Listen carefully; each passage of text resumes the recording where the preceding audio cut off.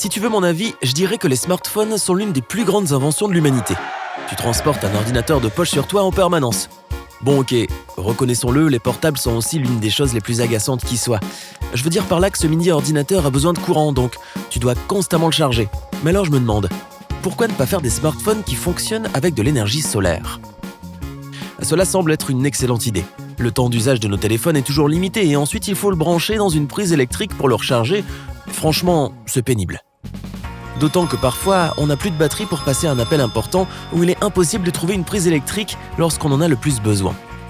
Alors que le soleil, lui, est toujours là et c'est une source d'énergie inépuisable. En plus, les gens l'utilisent déjà pour recharger des batteries. Tu peux voir des panneaux solaires installés sur des usines et des bâtiments, des parcs-mètres, des lampadaires, des piscines, des sacs à dos et même sur des calculatrices. Pourtant, pour les smartphones, ce n'est pas aussi simple. Pour charger ton appareil à l'aide d'un panneau solaire, tu devrais le laisser en plein soleil. Et tu sais peut-être que les téléphones modernes ne supportent pas les températures extrêmes, surtout la chaleur. Or, si on les laisse au soleil, ils seront forcément brûlants.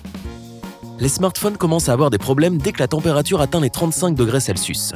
Ils continuent à chauffer de plus en plus, jusqu'au point où tous les composants électroniques finissent par surchauffer. Conséquence ? Des pertes de données irrécupérables, des dommages permanents pour la batterie et globalement, tout cet argent que tu as investi dans ton appareil coûteux qui part en fumée. Et ce n'est pas le pire. La chaleur du soleil peut entraîner une fuite de la batterie, ce qui peut carrément provoquer un incendie. De plus, les téléphones intelligents sont appelés intelligents pour une bonne raison. S'ils sentent que leur vie est en danger, ils peuvent tout simplement s'éteindre pour se protéger et ne pas mourir brûlés. Cela signifie que les futurs smartphones qui fonctionneront à l'énergie solaire devront être structurellement différents et être fabriqués avec des matériaux autres afin qu'ils puissent supporter la lumière du soleil et ne pas fondre sous l'effet de la chaleur. Un autre problème avec les panneaux solaires, c'est qu'il faut savoir où les installer. Je ne sais pas toi, mais moi, mon smartphone est toujours dans un étui pour le protéger. J'imagine que le tien l'est aussi. Cela signifie que ce ne serait pas pratique du tout d'installer une batterie solaire à l'arrière de l'appareil.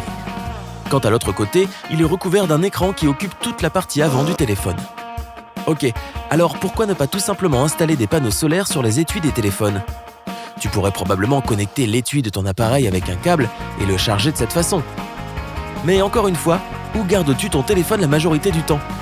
Le mien est toujours dans ma poche, et la lumière du soleil n'arrive pas jusque-là, n'est-ce pas ? Quand je sors mon téléphone et que je le tiens dans mes mains, l'arrière est toujours tourné vers le bas.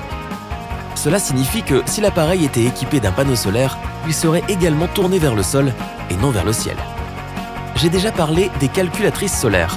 Elles sont à peu près de la même taille qu'un smartphone, alors ce petit panneau devrait fonctionner aussi, n'est-ce pas ? Oui, mais réfléchis à ceci. Les calculatrices n'ont pas besoin d'autant de puissance que ton téléphone portable. Elles ne transmettent pas des tonnes de données, ne prennent pas de photos et de vidéos, et ne passent pas d'appels. Quand tu utilises une calculatrice, tu le fais surtout à l'air libre, là où l'appareil peut se nourrir de la lumière du soleil, alors que ton téléphone est caché quelque part dans l'obscurité de la poche de ton pantalon ou de ton sac. Et encore une dernière chose, faisons la comparaison entre le petit écran LCD d'une calculatrice et celui d'un smartphone, tellement grand, lumineux et coloré. Pour fonctionner, ces appareils ont besoin d'une quantité d'énergie qui n'a rien à voir. D'ailleurs, sache que les calculatrices les plus puissantes n'utilisent pas de panneaux solaires.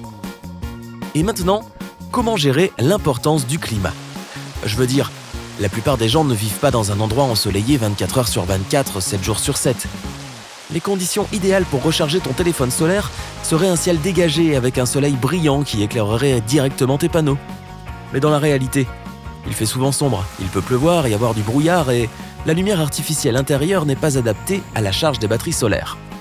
Cela signifie que ton appareil bien-aimé n'aurait pas une charge stable, ce qui te ramène à la case départ.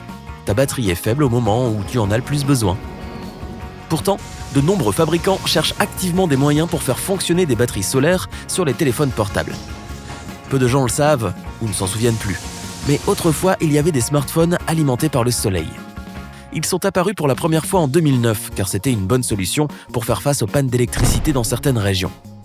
À cette époque, si tu chargeais ton téléphone avec de l'énergie solaire pendant 1 heure, tu pouvais l'utiliser pour appeler quelqu'un et parler pendant environ 5 à 10 minutes. Cela ne semble pas être une chose incroyable aujourd'hui, mais à l'époque, cette innovation était la première du genre.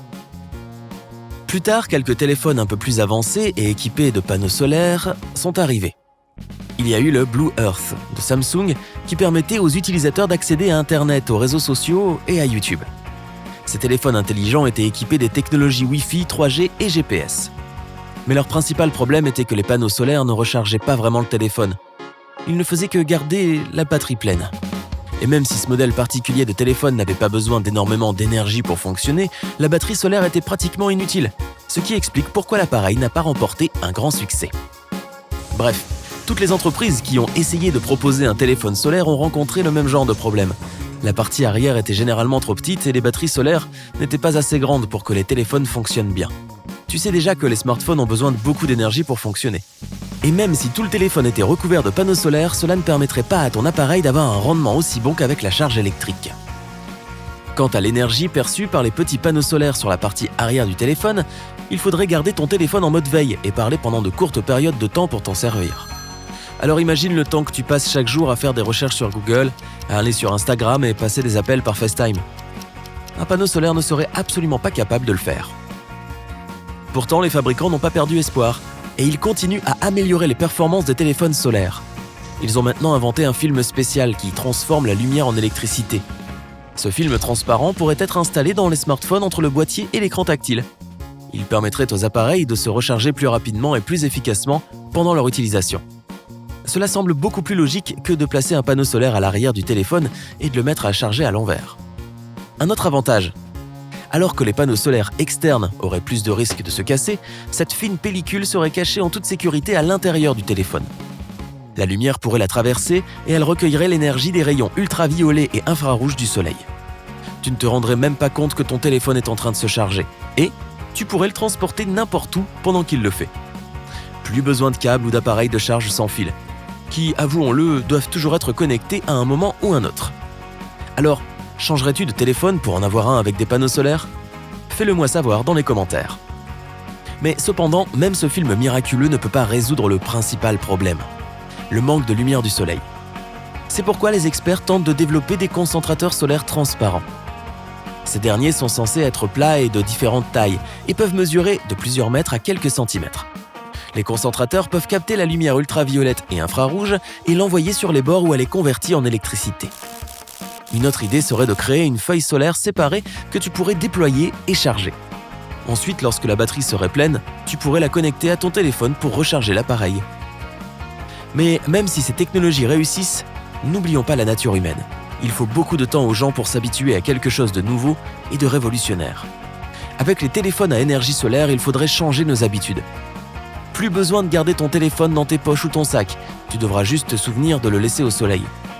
Mais il faudra aussi faire preuve de patience supplémentaire pour laisser le temps à ton appareil de faire le plein. Oh, et en parlant de prendre beaucoup de temps pour s'habituer à quelque chose, vous voulez voir mon super téléphone à clapper ? Hey, si tu as appris quelque chose de nouveau aujourd'hui, alors donne un j'aime à cette vidéo et partage-la avec un ami. Et voici d'autres vidéos que tu devrais apprécier. Il suffit de cliquer à gauche ou à droite et de rester du côté sympa de la vie.